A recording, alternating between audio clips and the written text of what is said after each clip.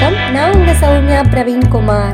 இன்னைக்கு என்னோட கிச்சன்ல நம்ம என்ன ரெசிபி பார்க்க போறோம்னா கொங்கு நாட்டு ஸ்டைல்ல தக்காளி குழம்பு, மிளகாட்டி வச்ச குழம்பு, இல்லை அரைச்சி விட்ட குழம்பு, இல்லை அரைச்சி விட்ட தக்காளி குழம்பு. இந்த மாதிரி நிறைய பேர் இருக்கு எங்கள் ஊர் பக்கம். இந்த குழம்பை எப்படி பண்ணுறதுன்னு பார்க்கலாமா? அதுக்கு ஒரு கடாய் வச்சுருக்கேன். அதில் எண்ணெய் ஆட் பண்ணிக்கலாம். எண்ணெய் நல்லா காஞ்சதுக்கு அப்புறமா 2 டீஸ்பூன் அளவுக்கு கடலைப்பருப்பு சேர்த்திக்கலாம். 2 சின்ன துண்டு பட்டை சேர்த்திக்கலாம். ஒரு 3 கிராம்பு சேர்த்திக்கலாம். இது கூடவே 1 டீஸ்பூன் அளவுக்கு சோம்பு சேர்த்திக்கலாம். 1 டீஸ்பூன் அளவுக்கு சீரகம், 1/2 டீஸ்பூன் அளவுக்கு கசகசா,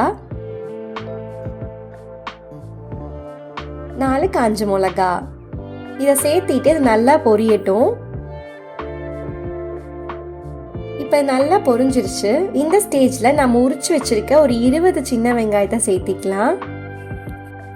இது கூடவே ஒரு 10 பல்லு பூண்டும் ஒரு சின்ன துண்டு இஞ்சி 3ஆ கட் பண்ணி வச்சிருக்கேன், அதையும் சேர்த்திக்கலாம். கொஞ்சமா கறிவேப்பிலை சேர்த்திக்கலாம். இந்த வெங்காயத்தை நல்லா எண்ணெயில வதக்கிக்கலாம்.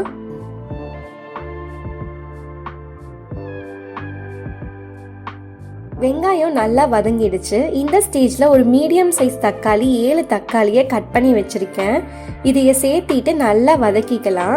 தக்காளி நல்லா கொலைய சுருண்டு வதங்கி வரணும், அந்த அளவுக்கு வதக்கிக்கலாம்.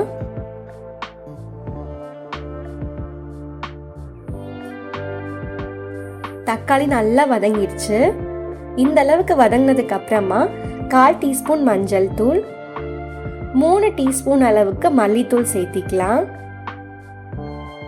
ஒரு சின்ன தேங்காயில் ஒரு 1/2 மூடி தேங்காவை முழுசாக எடுத்து வச்சுருக்கேன், அந்த தேங்காய் துருவலை சேர்த்திக்கலாம். இப்போ இந்த மசாலா பொடியோட பச்சை வாசனை போகிற வரைக்கும் வதக்கிட்டு ஸ்டவ் ஆஃப் பண்ணிவிட்டு இதை ஆற வச்சு ஒரு மிக்சர் ஜாருக்கு மாற்றி ஃபைன் பேஸ்ட்டாக அரைச்சிட்டு வந்துடலாம்.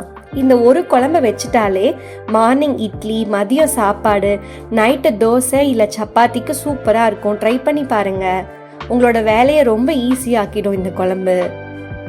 இப்போ இதை ஃபைன் பேஸ்ட்டாக அரைச்சிட்டு வந்தாச்சு. இப்போ இந்த குழம்பு பண்ணுறதுக்கு நம்ம ஒரு கடாய் வச்சுக்கலாம். அதில் எண்ணெய் ஆட் பண்ணிக்கலாம்.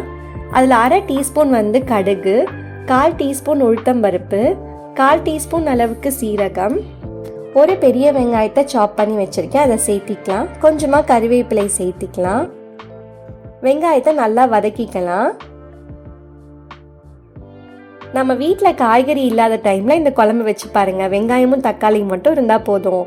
இப்போ இந்த குழம்புக்கு தேவையான அளவு உப்பு சேர்த்திக்கலாம். இது கூட நம்ம அரைச்சி வச்சுருக்க வெங்காய தக்காளி விழுத சேர்த்திட்டு நல்லா மிக்ஸ் பண்ணிக்கலாம். இந்த குழம்பு நல்லா கெட்டியாக இருக்கும், அதனால் நம்ம பார்த்துட்டு தண்ணி ஆட் பண்ணிக்கலாம்.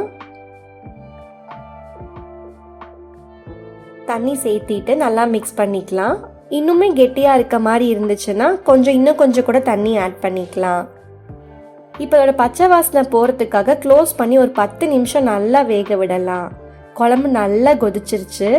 இப்போ ஸ்டவ் ஆஃப் பண்ணிவிட்டு கொத்தமல்லி இலை தூவி சர்வ் பண்ணுங்கள். வீட்டில் இருக்கவங்கெல்லாம் மறுபடியும் எப்போ இந்த குழம்பு வைப்பீங்கன்னு கேட்பாங்க, அந்தளவுக்கு டேஸ்ட்டாக இருக்கும். இந்த மாதிரி சிம்பிளான குயிக்கான ரெசிபீஸ்க்கு என்னோட சௌமியா இந்த கிச்சன் சேனலை சப்ஸ்கிரைப் பண்ணுங்கள். தேங்க்யூ ஃபார் வாட்சிங் மை வீடியோ.